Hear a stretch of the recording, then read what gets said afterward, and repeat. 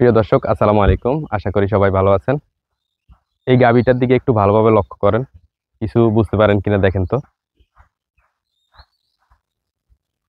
আচ্ছা, যদি না বুঝতে পারেন তাহলে আমি বলে দিচ্ছি। এই গাভীটার বাছুর দিয়েছে আজকে 4 দিন।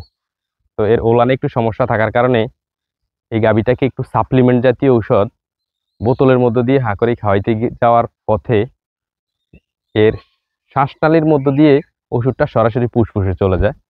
ফুসফুসে চলে যাওয়ার পর দেখেন এর কি পরিমাণে শ্বাসকষ্ট চলতেছে। যদি একটু ভালোভাবে লক্ষ্য করেন ওর নাকের দিকে এবং পেটের দিকে, তাহলে বুঝতে পারবেন যে কি পরিমাণে শ্বাসকষ্ট হচ্ছে।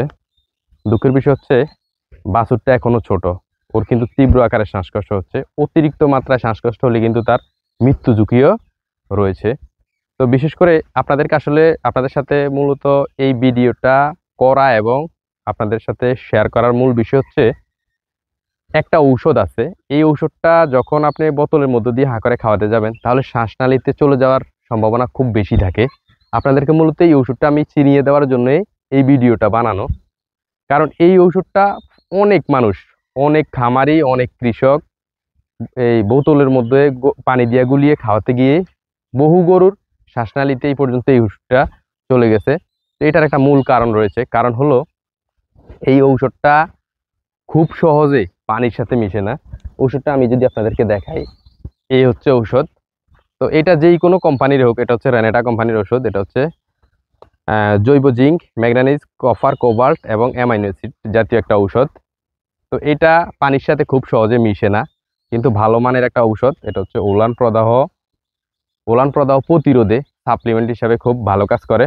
সাব ক্লিনিক্যাল ম্যাস্টাডিজে খুব ভালো কাজ করে। তো এই ঔষধটা যদি আপনারা কেউ সেবন করান, গরুকে খাওয়ান, তাহলে খাওয়ানোর নিয়মটা আমি একটু ভালোভাবে বলে দিই। এই নিয়মটা অনেকেই ভালোভাবে জানে না। এই ঔষধটা যেহেতু পানির সাথে খুব সহজে মিশে না, তাহলে আপনারা কিভাবে খাওয়াবেন? খাওয়ানোর নিয়ম হচ্ছে খাদ্যের সাথে মিশিয়ে খাওয়াবেন। আর যদি খাদ্যের সাথে খেতে কোনোভাবে না চায়, তাহলে যদি বোতলের মধ্য দিয়ে খাওয়াতেই হয়, তাহলে আপনারা একটা কাজ করবেন। এই ঔষধটা পরিমিত মাত্রায় যেই ডোজ আছে ওই ডোজ মোতাবেক নিয়ে বোতলের মধ্যে কমপক্ষে 30 মিনিট থেকে 40 মিনিট ভালোভাবে ভিজিয়ে রাখবেন। ভিজিয়ে রাখার পর এটা খুব সহজেই পানির সাথে মিশে যাবে। যখন খাওয়াবেন তখন হালকা করে একটু নাড়া দিয়ে হাঁ করে আস্তে আস্তে খাইয়ে দিবেন। এতে করে শ্বাসনালীতে যাওয়ার ঝুঁকি, সম্ভাবনা অনেকাংশে কমে আসবে।